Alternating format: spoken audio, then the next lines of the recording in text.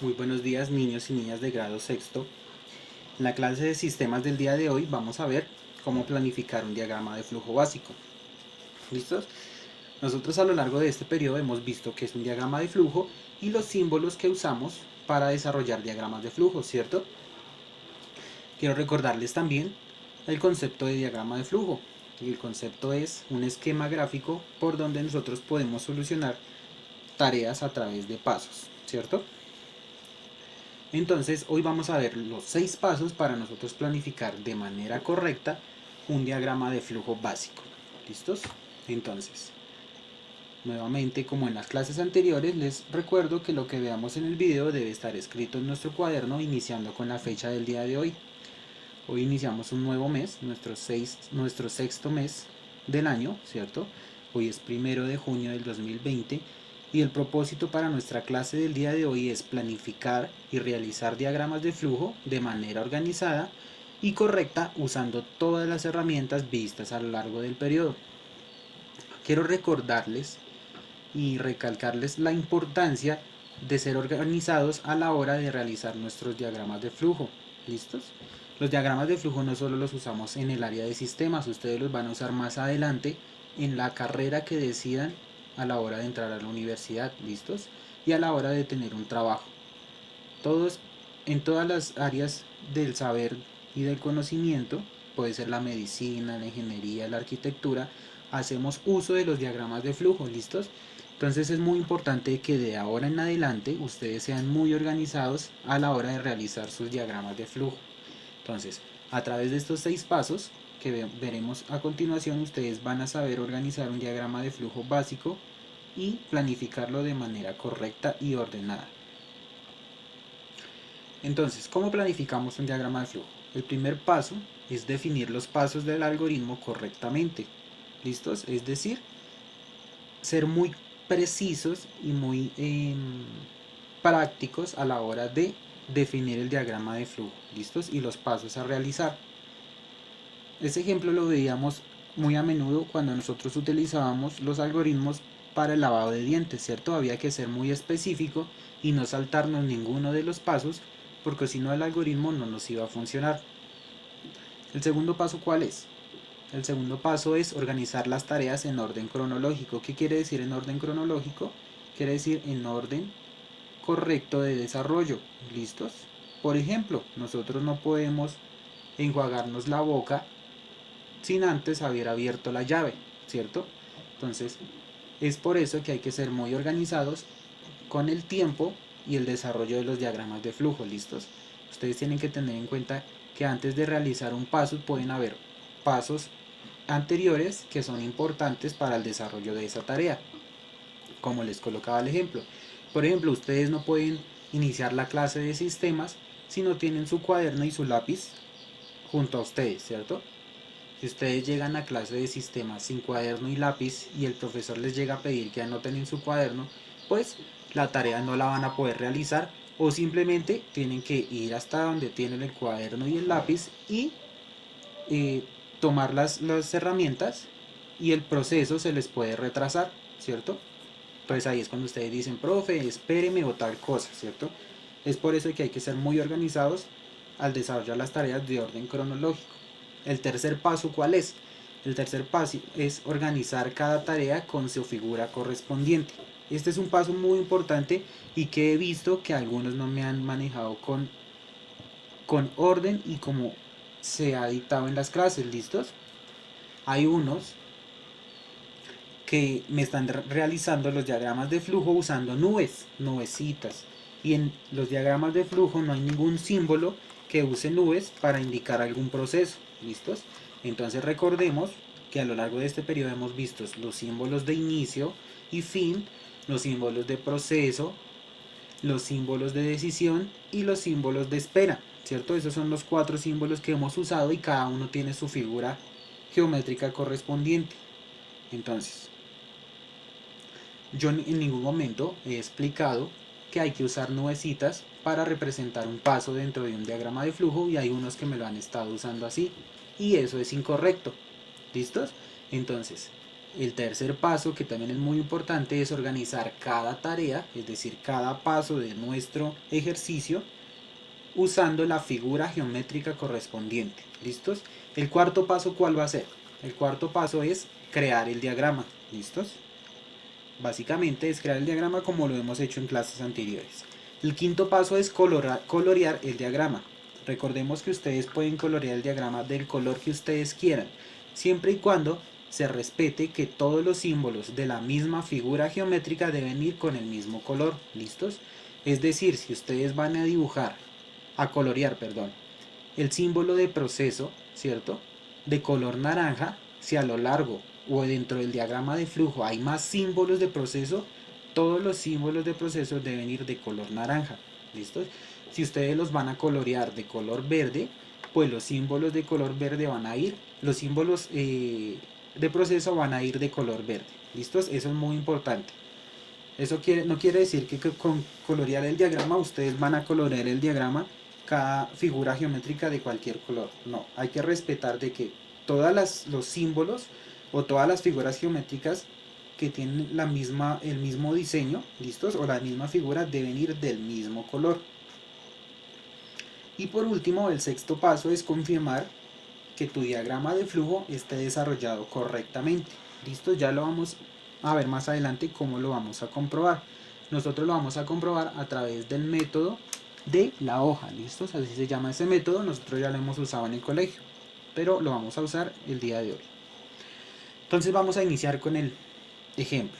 Para nuestro ejemplo tenemos que un alumno de sexto grado desea saber a través de un programa informático si aprobó o no aprobó la asignatura de sistemas. Es por esto que realiza un diagrama de flujo usando los 6 pasos para la planificación de diagramas de flujo. Entonces, vamos a ver cuál es el primer paso. El primer paso es definir los pasos del algoritmo correctamente. ¿Listos? Entonces, ¿cómo los definimos correctamente?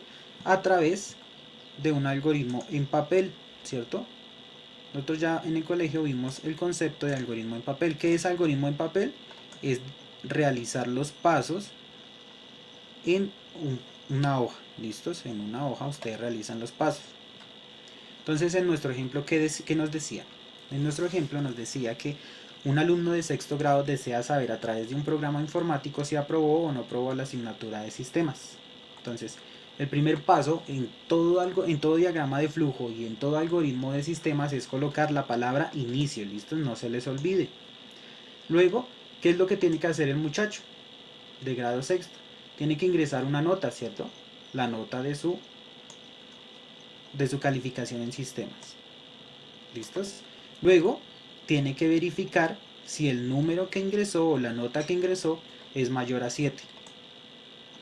¿Cierto? Esto lo hacemos a través de un símbolo de decisión.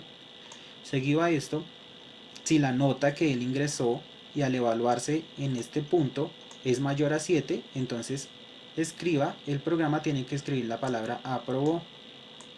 Si muy por el contrario, la nota que él ingresó es menor a 7, entonces tiene que colocar la palabra no aprobó. ¿Listos? Y por último, como ya finalizamos el diagrama de flujo, tenemos que cerrarlo con la palabra fin. No se les olvide que todo diagrama de flujo o algoritmo tiene un inicio y tiene un fin. Entonces, el segundo paso, ¿cuál es? El segundo paso, vamos a organizar las tareas en orden cronológico. ¿Qué quiere decir eso? Una detrás de la otra y en un orden específico, ¿cierto? Por ejemplo, nosotros no podemos decir aprobó antes de saber la nota. Entonces, según esto, primero tenemos que saber la nota, luego evaluar si la nota es mayor o menor a 7 y después de esto sí identificar si el niño aprobó o no aprobó la nota. El tercer paso es organizar cada tarea con su figura correspondiente. ¿Listos? Entonces, ¿qué quiere decir esto? Entonces, cada tarea, recordemos que cada tarea es cada punto de nuestro algoritmo, tenemos que darle una figura correspondiente. Entonces, si ustedes recuerdan, el símbolo de inicio siempre se tiene que dibujar de esta manera, ¿cierto? Una elipse, ¿vale? El segundo punto, ¿cuál es? Es ingresar una nota. Como ingresar una nota es un proceso, ¿cierto? O una tarea pequeña, entonces vamos a usar el símbolo de proceso y dentro de él va a ir esta frase, ingresar nota. La tercera tarea, ¿cuál es? Es verificar si la nota es mayor a 7. Acá esta palabra verificar nos está indicando que tenemos que hacer una decisión, ¿cierto? Tenemos que decidir si sí o si no. Entonces en ese caso usamos el símbolo de decisión y dentro de él vamos a colocar que la nota es mayor a 7. ¿Listos? Y aquí empieza nuestra evaluación. Entonces si la nota sí es mayor a 7, ¿cierto? Entonces vamos a escribir aprobó dentro de un símbolo de proceso. Muy por el contrario, si la nota es menor a 7, tenemos que colocar dentro de nuestro símbolo de proceso la palabra no aprobó. Y por último, como es una finalización del diagrama de flujo, vamos a usar el símbolo de inicio y fin, que es este, ¿cierto? Entonces, la primera tarea va a desarrollarse con un símbolo de inicio-fin, que es este, ¿cierto? La segunda tarea es un proceso, entonces vamos a usarla con un símbolo de proceso, que es este. ¿Listos? La tercera tarea tenemos que verificar y tomar una decisión. Como hay que tomar una decisión, entonces usamos el símbolo de decisión.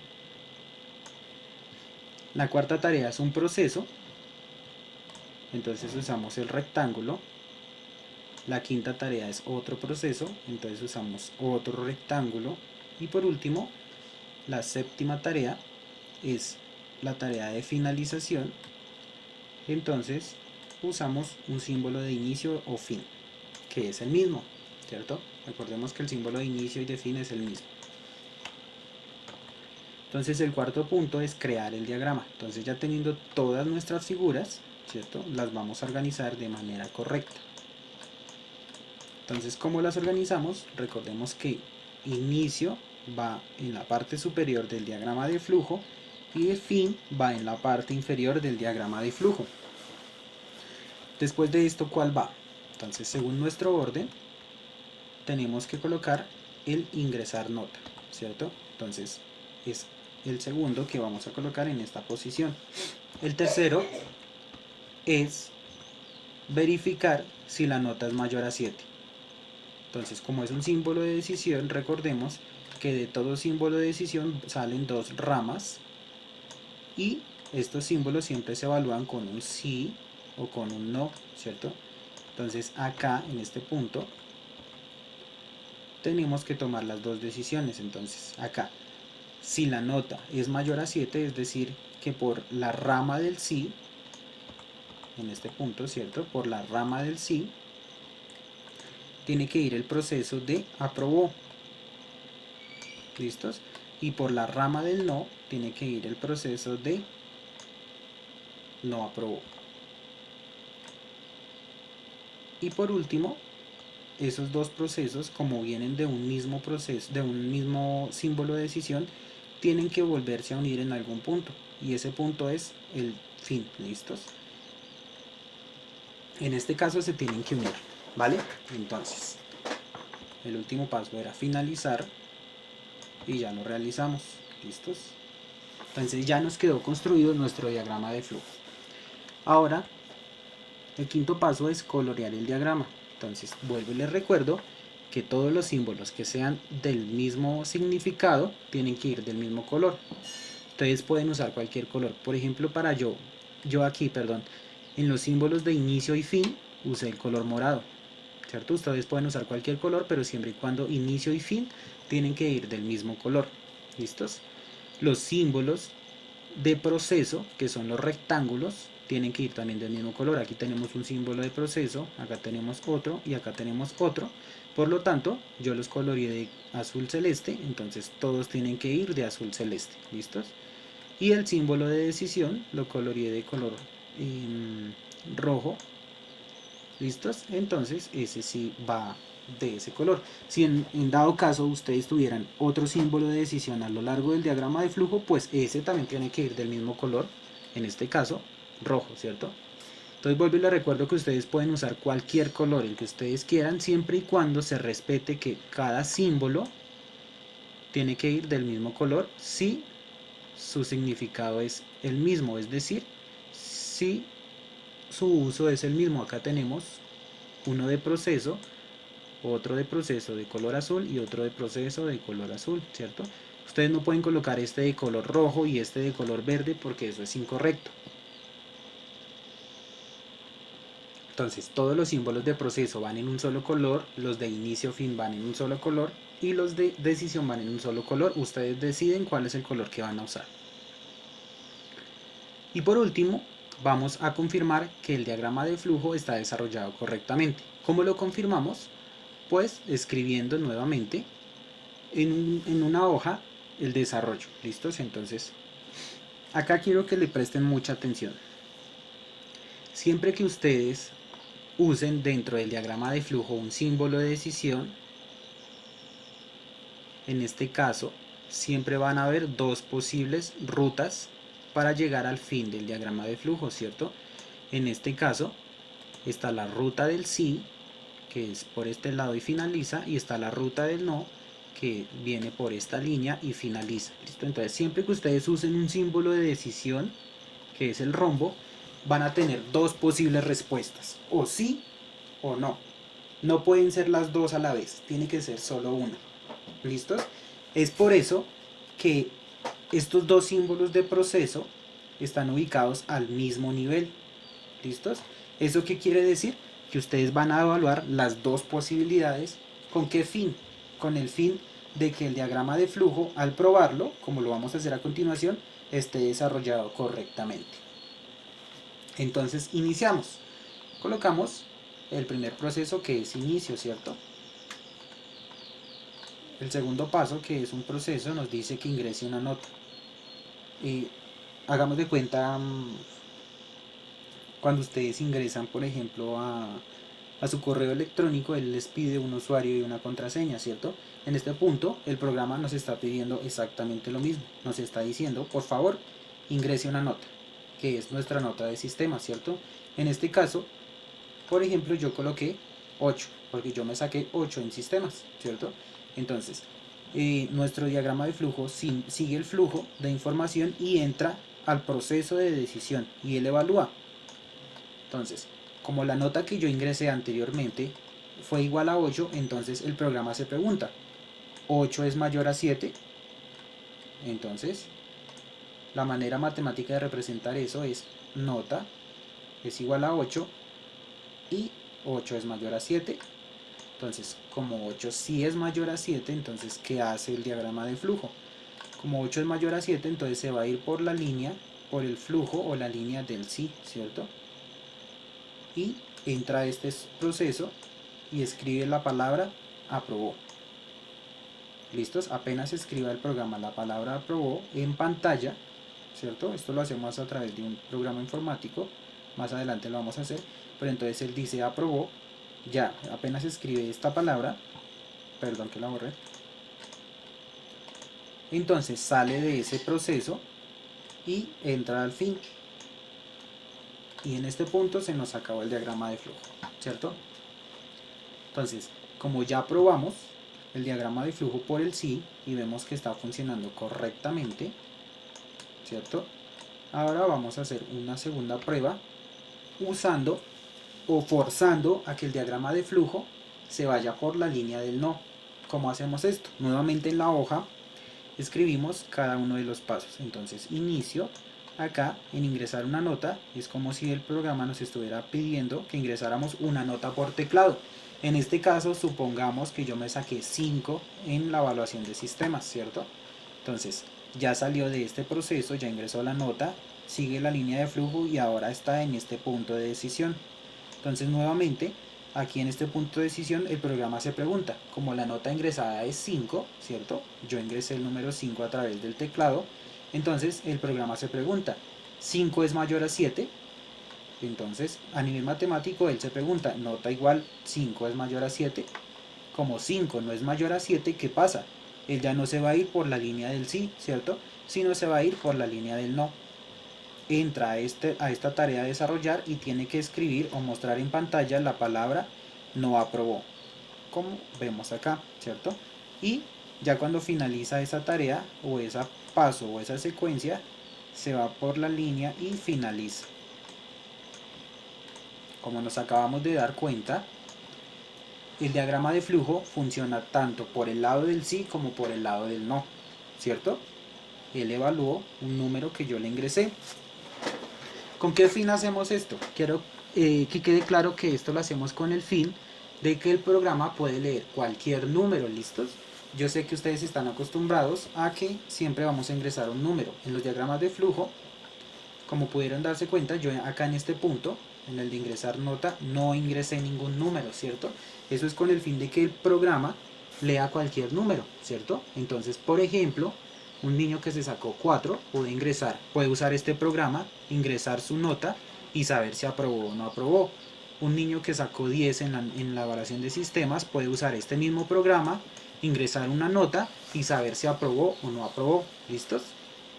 Esta es la manera correcta de nosotros realizar diagramas de flujo o planificarlos a través de los 6 pasos. Entonces, para la clase del día de hoy ustedes me van a desarrollar 2 diagramas de flujo usando exactamente estas herramientas, los 6 pasos, ¿listos? Si hay que tomar una decisión, entonces en el 6.º paso ustedes tienen que evaluar la decisión por la rama del sí o por la línea del sí y por la línea del no, ¿vale? No siendo más, los dejo por la clase del día de hoy. Espero haya sido claro el tema y cualquier duda que tengan sobre la actividad me la preguntan a través de el WhatsApp. Que tengan muy buen día y juiciosos. Chao.